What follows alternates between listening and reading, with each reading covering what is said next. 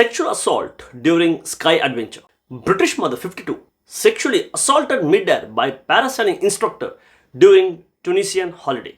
A 52-year-old British mother from Merseyside has come forward with a disturbing account of being sexually assaulted while parasailing during a holiday in Tunisia.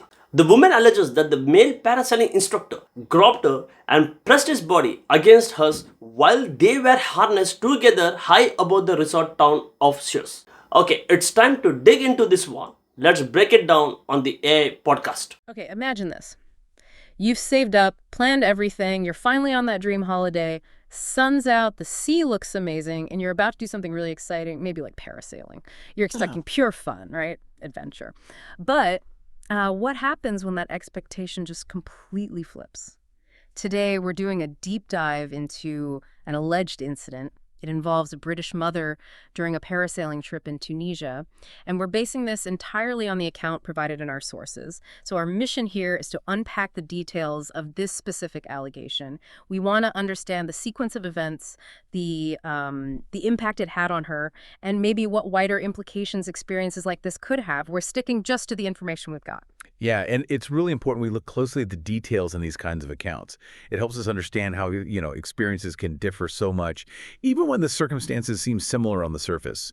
This account, it gives us a critical look at, the unexpected challenges around safety and how vulnerability can just suddenly appear when you're in a new place. Okay, so let's get into it. The story focuses on a 52-year-old British mother. She's from Merseyside. She was on holiday in Sousse, Tunisia.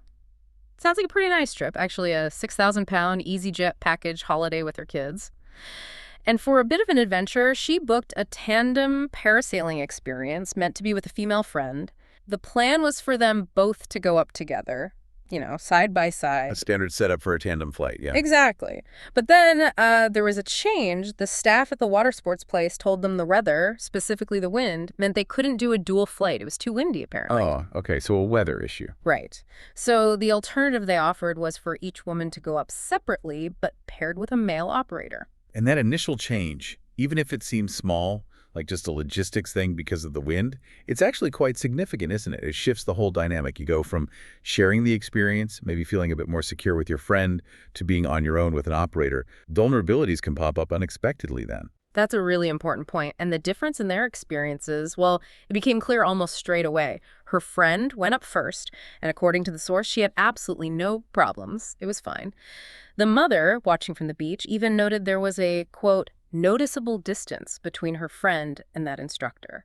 She described it as looking professional and appropriate, like a normal, fun parasail. So standard procedure by the looks of it for the first flight. Yeah, exactly. But for the mother, her own flight.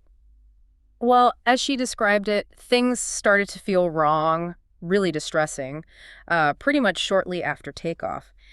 She recounted, and this is a direct quote from the source, "I could feel the back of my bikini bottoms being pulled," she said. "He was tugging at the strap, tightening the harness to bring me closer." Right after takeoff. Apparently so. She went on to describe his position, the instructor's alleged actions. She said, "His legs were straddled around me. One of his hands was holding the parachute, but the other was not. Then I felt him touch my leg." Okay, that's quite specific. It is. And she alleged further that this instructor, she thought he was maybe around 20 years old, started, quote, groping her midair, pressing his body against hers, talking to her in Arabic. She described these repeated movements and feeling totally, pinned in the air. She said she tried to distance herself, tried to arch her back away from him, but felt trapped. Her words on how she felt during it were, "I felt violated and dirty. I was really scared and helpless hanging in the air. It was a horrible experience." That description, it really highlights that feeling of utter helplessness. I mean, you're suspended hundreds of feet up. There's a language barrier, no way to get away immediately. Your vulnerability just skyrockets in a situation like that. Any sense of control is gone. And that can have a huge psychological impact long after you're back on the ground. Yeah, that idea of being completely helpless, just hanging there, it's chilling. And the source says as soon as she landed back on the beach, she just broke down in tears. Understandable. Her immediate actions, though, were quite decisive. She reported the incident immediately, right there to the Water Sports Center manager. And then later that same day, she filed a formal complaint with the local police. And that immediate reporting, even when you're in shock, is so important in these situations. Of course, the whole thing, this traumatic event, it completely overshadowed the rest of her family holiday, as the source puts it. Yeah, you can imagine. And her quote, "As women, you expect a bit of banter from men in these countries, but this wasn't banter, it was a sexual assault." That's really powerful, isn't it? It draws a very clear line.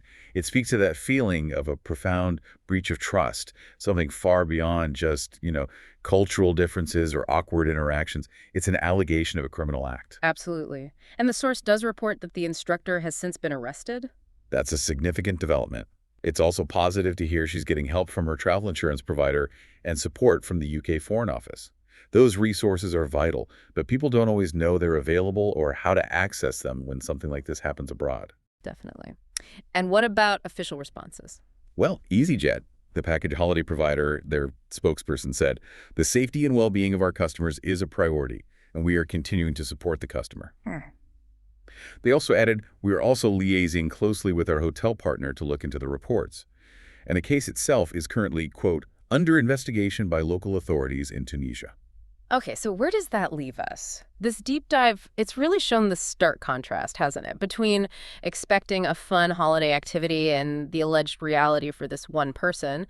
But maybe beyond just the specific account, it makes you think about those unseen layers of vulnerability that can exist in tourist spots, especially when you're dealing with third-party operators. They might not be directly connected to the main tour company you booked with. Exactly. This case, as it's been described to us, is a really poignant example of how personal safety can feel suddenly threatened in unfamiliar surroundings. It really highlights the need for travelers to be aware, maybe, that standards of oversight for activities booked through external vendors can vary quite a bit.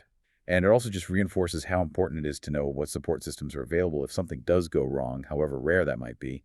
Knowing how to get that support can make a huge difference to the longer-term impact. So as you think about this story, maybe consider how the feeling of safety, the sort of seamlessness you expect from a package holiday, can sometimes hide a more complex reality. Lots of independent operators, different cultural nuances. And what role does due diligence play, not just for the traveler, maybe, but also for the tour operators themselves in ensuring genuine safety? How do we safeguard against these alleged breaches of trust in global tourism? It's definitely something to think about until our next deep dive. Okay, did the Parasailing Center provide any safety briefing or explain what to expect during the tandem flight? Don't forget to comment it. Thanks.